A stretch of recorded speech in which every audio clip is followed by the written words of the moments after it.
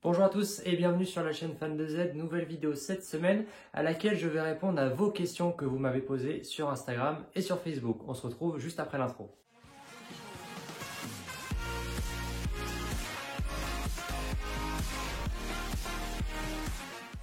Donc avant que la vidéo commence, comme d'habitude, je tenais à vous remercier parce qu'on s'approche déjà des 400 abonnés. Donc un grand merci à vous.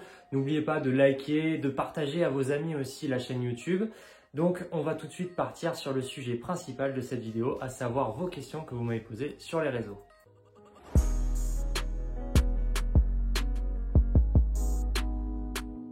Donc vous êtes plus d'une vingtaine à me poser des questions, que ce soit sur Facebook et sur Instagram. Donc je ne vais pas répondre à toutes les questions aujourd'hui parce qu'il y en avait vraiment beaucoup. Certaines se répétaient, donc j'ai pris les meilleures sur mon iPad et on va tout de suite commencer par y répondre avec une question de NatRND sur Instagram qui nous a posé la question, Salut Antoine, à l'origine, quel était l'objectif de ta chaîne YouTube? Alors c'est une très bonne question.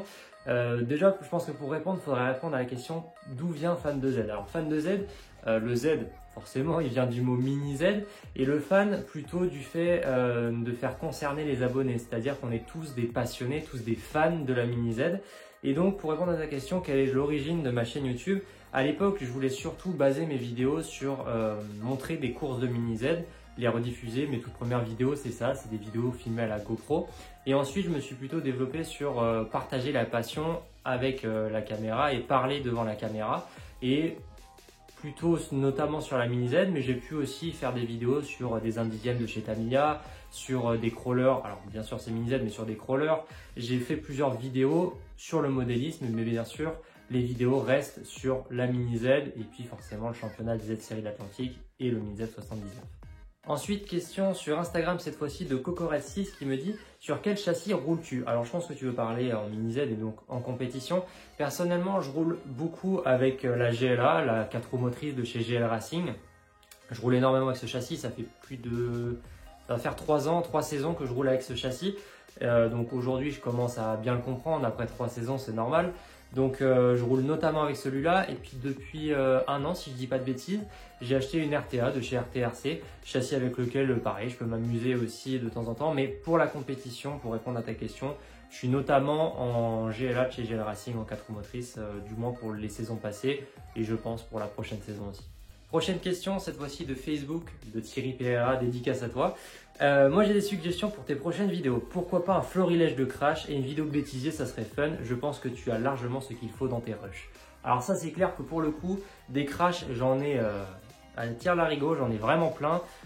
Pour ceux qui connaissent le mini Z79, il y a eu des belles vidéos qui ont été faites de crash magnifiques. Le seul souci que j'ai avec ça, c'est que j'en ai tellement que ça ferait une vidéo de 3 quarts d'heure. Ça sur Facebook de Kylian Auto qui nous met quelles sont les différences entre un moteur charbon et un moteur brushless en termes de fonctionnement et de performance. Pareil, ça revient un petit peu à la question que j'ai fait avant.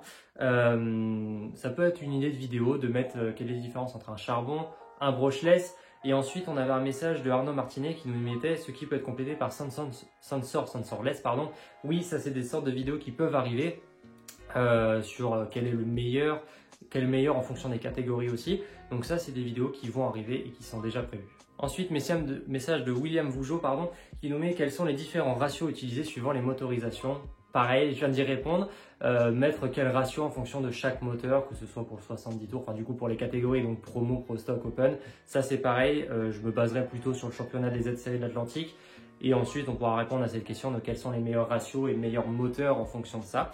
Donc, comme je l'ai dit, ça arrive. Ensuite, message de Mathéo Berton qui m'a fait extrêmement rire.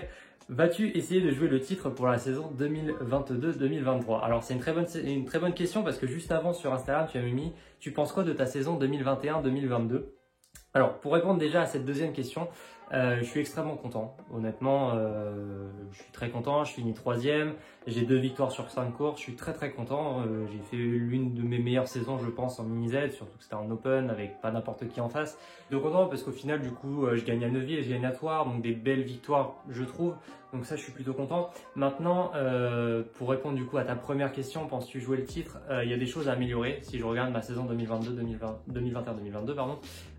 Certes, j'ai gagné, mais il y a aussi des courses où j'ai fait un peu n'importe quoi. Je prends l'exemple de Pornic où je fais 7e ou 8e, je sais plus, où ça par contre c'est pas possible en fait si on veut finir premier. Donc il y a eu du plus, vraiment des gros points forts. Maintenant il y a des choses à améliorer et c'est ça que je vais essayer d'améliorer sur la prochaine saison. D'être plus régulier, d'être plus à fond dans la mécanique et comprendre la GLA. Ça c'est les prochains objectifs. Bien sûr toujours faire des victoires, mais non, je suis plutôt content de ma saison en globalité. Et donc pour répondre à tes questions de est-ce que tu vas jouer le titre, j'adorerais, je vais répondre oui, mais il y a beaucoup de choses à améliorer. Il y a eu des circonstances cette année qui ont fait que j'ai été dans les plus rapides, mais il y a des choses à améliorer, ça c'est clair. Et on verra si j'arrive à remettre à profit ce que j'ai fait l'année dernière et d'enlever le négatif pour le transformer en positif sur cette prochaine saison.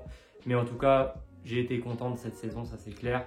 Et j'espère refaire pareil l'année prochaine et même mieux si possible en étant plus régulier. Et la dernière question, alors un grand message de Antoine PRGT sur Facebook. Hello, cool ce que tu fais, ça va peut-être donner envie à plus de monde de se lancer dans la mini Z. T'as tout compris, c'est le but de la chaîne, c'est pour ça que je fais ce genre de vidéos, essayer d'être proche, on va dire, de la communauté, d'être proche des fans de Z. Donc c'est le but des vidéos et ça, je vois que tu l'as compris. Et tu nous proposes plein d'idées de vidéos. Peut-on utiliser plusieurs mini Z avec la même radio KT531P? Quel est l'intérêt de passer pour la pratique du drift d'une EMA 020 à une EMA 030 Evo? Ça, c'est plein de questions où je pourrais me renseigner pour répondre à tes questions et en faire des vidéos. Alors le drift, je m'y connais pas personnellement, mais je connais des personnes qui pourraient répondre à ta question. Donc ça pourrait faire des idées de vidéos. Tu nous dis, penses-tu qu'il va y avoir un réassort des pièces qui sont depuis un moment indisponibles chez les principaux fournisseurs français? Je parle des options alu qui sont pour certaines introuvables pour ma EMA 020.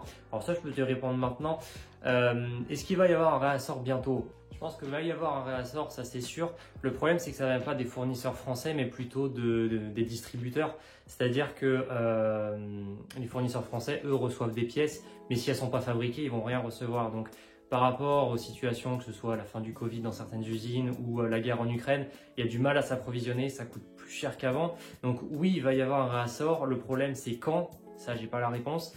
Et aussi, c'est que là, il y a beaucoup de personnes qui attendent des pièces. Donc dès qu'il va y avoir un réassort, tout le monde va en acheter et il n'y aura plus rien en stock. Donc pour répondre à la question, oui, il va y avoir un réassort. Le problème, c'est pour combien de temps, à quel prix et quand sera le prochain en fait. Mais le problème vient pas des fournisseurs français, mais bien de la fabrication des pièces qui met énormément de temps à être fabriquée et à arriver jusqu'en France dans les boutiques. Donc un peu compliqué en ce moment, surtout que ça coûte plus cher qu'avant. Donc faut attendre, faut prendre son mal en patience et attendre qu'elle revienne en stock en fait. Et tu nous poses aussi une question, est-il indispensable de graisser son moteur à charbon? Si oui, quelle huile est la plus adaptée? Ça peut faire une étude de vidéo, notamment si on revient sur le sujet de la vidéo, des moteurs, des ratios, etc.